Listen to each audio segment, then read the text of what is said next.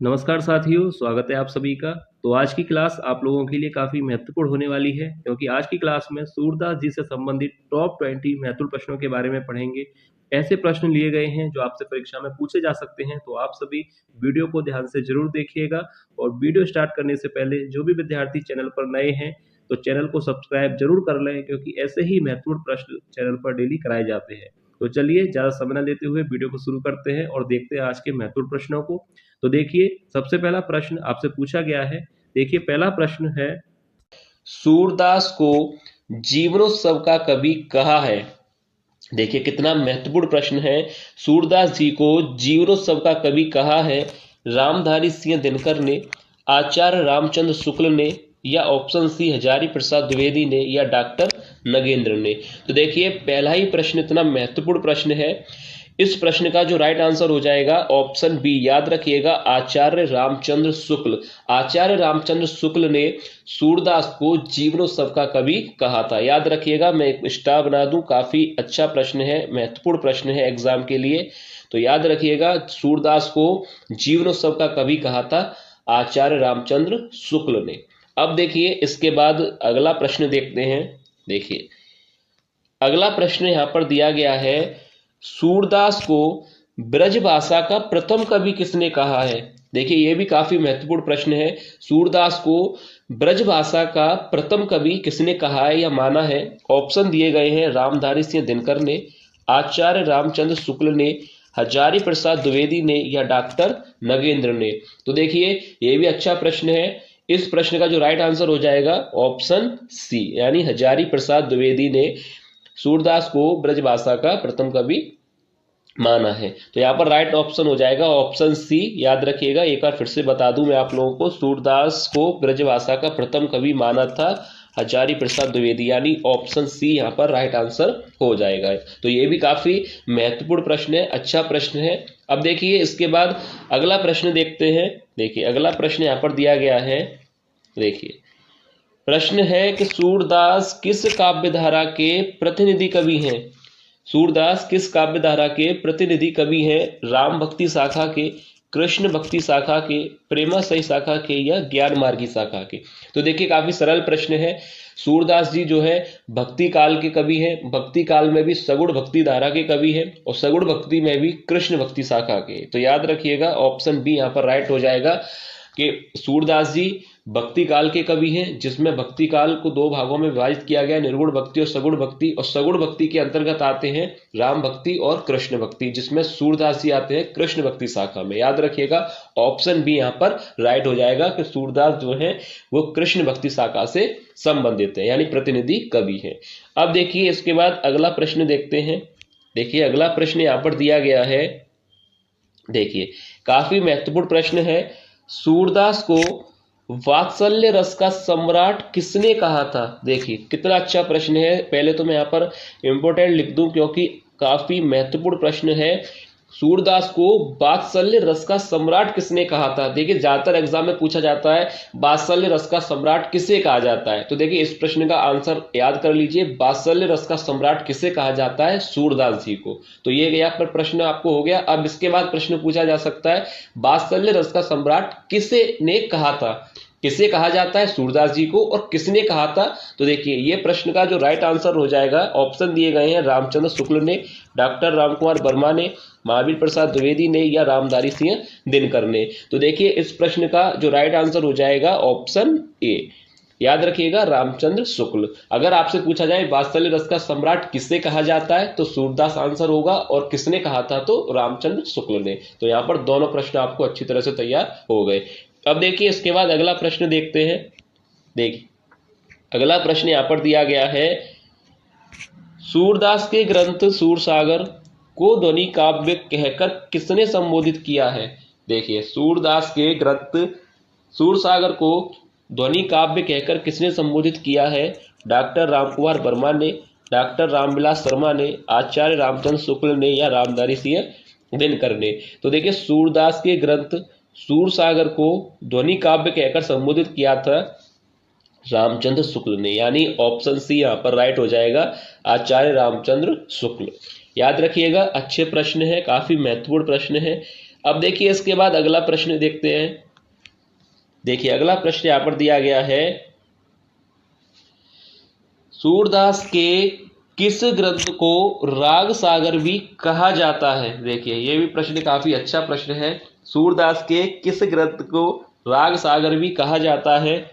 Option A सूर सागर, सूर सारावली, साहित्य लहरी या भ्रमर गीत।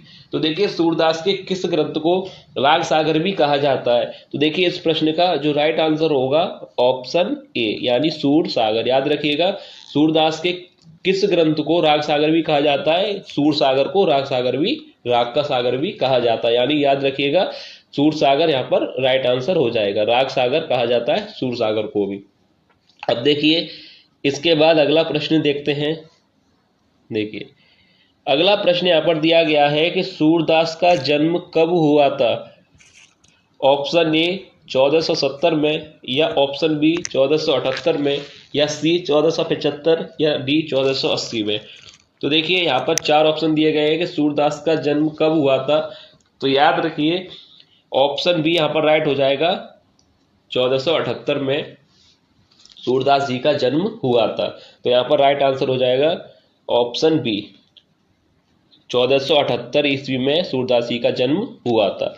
अब देखिए इसके बाद अगला प्रश्न है।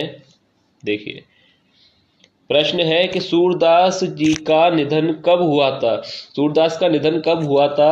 ऑप्शन ए 1570 में, या 1578, 1583 या 1580 में। तो देखिए सूरदास जी का जो निधन हुआ था, जन्म आपको पता है कि जन्म हुआ था 1478 में और मृत्यु हुई थी इनकी 1583 में। यानी ऑप्शन सी यहाँ पर राइट हो जाएगा कि सूरदास जी की जो मृत्यु हुई थी वो 1583 ईस्वी में हुई थी और जन्म हुआ था 1478 में। अब देखिए इसके बाद अगला प्रश्न देखते हैं। देखिए अगला प्रश्न दिया गया है, सूरदास जी के पिता का नाम क्या था। कृष्णदास, पंडित रामदास, नंददास या भगवान दास। तो देखिए सूरदास जी के पिता का नाम था, ऑप्शन बी यहाँ पर राइट हो जाएगा, पंडित रामदास। यानी ऑप्शन बी सही है, पंडित रामदास जो है सूरदास जी के पिता का नाम था। याद रखिएगा पंडित रामदास जो कि सूरदास जी के पिता का नाम था, और इनका जन्म और इनकी मृत्यु और इनके पिता का नाम, इनसे संबंधित जो भी प्रश्न यहाँ पर लिए गए हैं, एक एक प्रश्न काफी महत्वपूर्ण है। तो सभी प्रश्नों को अच्छी तरह से देखिएगा आप लोग। अब देखिए इसके बाद अगला प्रश्न देखते हैं। देखिए अगला प्रश्न यहाँ पर दिया गया है, सूरदास की रचना है भ्रमर गीत, भंवर गीत, उद्धव शतक, गंगा लहरी। काफी सरल प्रश्न है, ऑप्शन ए राइट हो जाएगा, भ्रमर गीत। भ्रमर गीत जो है सूरदास जी की रचना है। यहाँ पर ये तीनों ऑप्शन गलत है, भ्रमर गीत यहाँ पर राइट आंसर होगा। अब देखिए अगला प्रश्न यहाँ पर दिया गया है। देखिए अगला प्रश्न है कि सूरदास द्वारा लिखा गया काव्य ग्रंथ है साहित्य लहरी, भारत भारती, उद्धव शतक, रसिक प्रिया। तो देखिए यहाँ पर इस प्रश्न का राइट आंसर हो जाएगा ऑप्शन ए यानी साहित्य लहरी, जो कि सूरदास द्वारा लिखा गया काव्य ग्रंथ है। याद रखिएगा यहाँ पर तीन ऑप्शन यहाँ पर गलत दिए गए हैं। सूरदास द्वारा लिखा गया काव्य ग्रंथ है साहित्य लहरी। अब देखिए इसके बाद अगला प्रश्न देखते हैं। देखिए अगला प्रश्न दिया गया है। देखिए काफी महत्वपूर्ण प्रश्न है, पुष्टि मार्ग का जहाज किससे कहा जाता है। देखिए पहले तो मैं स्टार बना दूं, सबसे ज्यादा महत्वपूर्ण प्रश्न है, पुष्टि मार्ग का जहाज किससे कहा जाता है। ऑप्शन ए कुंभन दास को, नंददास को, सूरदास को या कृष्णदास को। तो देखिए पुष्टि मार्ग का जहाज किसे कहा जाता है। तो यहाँ पर राइट ऑप्शन हो जाएगा ऑप्शन सी यानी सूरदास जी को। याद रखिएगा सूरदास जी को पुष्टि मार्ग का जहाज कहा जाता है। इसी तरह से प्रश्न आ सकता है एग्जाम में कि पुष्टि मार्ग का जहाज किस कवि को कहा जाता है। तो राइट आंसर याद रखिएगा सूरदास जी को। अब देखिए इसके बाद अगला प्रश्न देखते हैं। देखिए अगला प्रश्न है कि सूरदास के गुरु का नाम क्या था। सूरदास जी के गुरु का नाम क्या था। रामानंद, निम्बकाचार्य, वल्लभाचार्य या ऑप्शन डी नावादास। तो देखिए सूरदास जी के गुरु का नाम था, यहाँ पर राइट आंसर हो जाएगा ऑप्शन सी वल्लभाचार्य। याद रखिएगा सूरदास जी के गुरु का नाम था वल्लभाचार्य, यानी ऑप्शन सी यहाँ पर राइट आंसर होगा। सूरदास जी के गुरु का नाम था वल्लभाचार्य। अब इसके बाद देखिए अगला प्रश्न देखते हैं। देखिए अगला प्रश्न दिया गया है, सूरदास जी का जन्म कहाँ हुआ था? ऑप्शन ए पारसौली में, रुनकता, चिरगांव या काशी। तो देखिए अगर आपने इनके जीवन परिचय के बारे में पढ़ा होगा तो आप लोगों को पढ़ने को मिला होगा कि इनके जन्म से संबंधित मतभेद हैं। कुछ विद्वानों का मानना है कि इनका जन्म जो है सीही में हुआ है और कुछ विद्वानों का मानना है कि इनका जन्म जो है रुनकता नामक ग्राम में हुआ है। तो देखिए दोनों इनके जन्म को लेकर मतभेद है। तो आप लोग इस प्रश्न का जो भी राइट आंसर है वो आप विकल्प के अनुसार कीजिएगा। जैसे यहाँ पर विकल्प दिया गया है रुनकता, तो यहाँ पर राइट आंसर हो जाएगा ऑप्शन बी, यानी रुनकता बिल्कुल सही आंसर है कि सूरदास जी का जन्म यहाँ पर रुनकता नामक ग्राम में हुआ था। अगर ऑप्शन मान लीजिए यहाँ पर रुनकता ना दिया हो और वहां पर सीही हो तो सीही को आप लोग चुनिएगा, क्योंकि मतभेद है। पर प्रश्न जब एग्जाम में आएगा तो वहां पर आपको गलती नहीं होगी। प्रश्न के विकल्प जो है इस तरह से रखे जाएंगे कि आप लोग कंफ्यूज ना हो। तो याद रखिएगा सूरदास जी का जन्म हुआ था रुनकता और कुछ का मानना है कि सीही में। तो आप लोग अपने प्रश्न को विकल्प के अनुसार सही कीजिएगा। अब देखिए इसके बाद अगला प्रश्न देखते हैं। देखिए अगला प्रश्न है, सूरदास जी का निधन कहाँ हुआ था? पारसौली, रुनकता, चिरगांव या काशी। तो देखिए सूरदास जी का निधन कहाँ हुआ था? जन्म तो रुनकता ग्राम में हुआ था, अब इनकी मृत्यु कहाँ पर हुई थी? तो देखिए मैं आप लोगों को बता दूं, इनकी मृत्यु जो है पारसौली में हुई थी, जो कि गोवर्धन के पास माना जाता है गांव है। तो वहां पर इनकी जो है मृत्यु हुई थी, यानी ऑप्शन ए यहाँ पर सही हो जाएगा, पारसौली में। तो जो कि गोवर्धन के पास एक गांव है, वहां पर इनकी मृत्यु हुई थी पारसौली गांव में। तो यहाँ पर ऑप्शन ए सही हो जाएगा। तो देखिए एक बार मैं आपको शॉर्ट तरीके से बता दूं। देखिए सबसे पहले सूरदास जी का जन्म के बारे में अगर आपसे पूछा जाए तो 1478 इनका जन्म हुआ था, 1583 में इनकी मृत्यु हुई थी और इनके पिता का नाम था पंडित रामदास और इनका जो जन्म हुआ था वो रुनकता में हुआ था और मृत्यु हुई थी पारसौली में। तो याद रखिएगा इनमें से कोई भी प्रश्न अगर बनता है तो आप लोग गलत मत कीजिएगा। तो आज की वीडियो में बस इतना ही।